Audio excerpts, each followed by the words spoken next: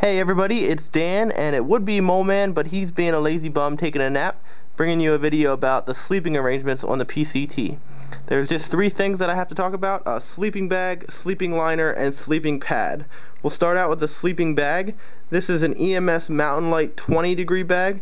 It's a wonderful bag. I used it on both the thru hike at Appalachian Trail and a coast-to-coast bike trip. Absolutely love it. Compresses down real well. Only weighs 2 pounds 1 ounce. After that Appalachian Trail, it smelled pretty raunchy, so it took me about 5 washings to get it back to good shape, but it's perfect right now. So we've got the Mountain Light 20. Then over here we've got a Sea to Summit Silk travel liner.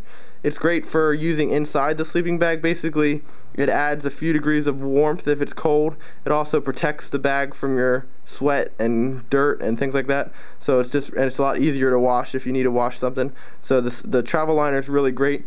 I kind of wish it was a mummy style. I used to have a mummy style sleeping bag liner that I really liked, but this is great. And if it's a super hot day, then I can actually just sleep in the liner on top of the sleeping bag. So the liner really gives you a lot of flexibility, and it only weighs a few ounces. It's worth the weight. And then you'll see here that I have a Thermarest Prolite 3 sleeping pad. It's relatively nice. A lot of people use a closed cell foam pad. I like this as a self-inflating pad. The Prolite 3 is real nice.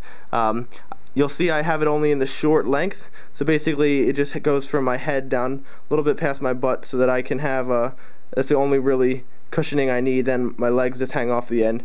So it's great for the weight. Only weighs 13 ounces, and you'll see these things right here are just 2 hair bands. That's what I use to, rather than having a whole stuff sack, I just fold this over, roll it up, and it'll fit right in one of those hair bands. And then the stuff sack you see right here, you can buy compression sacks and things like that, but for my sleeping bag, I just put it in this ultralight stuff sack and put it in the bottom of my pack, then pack everything up, and it compresses down anyway, so not worth the extra weight of a compression sack.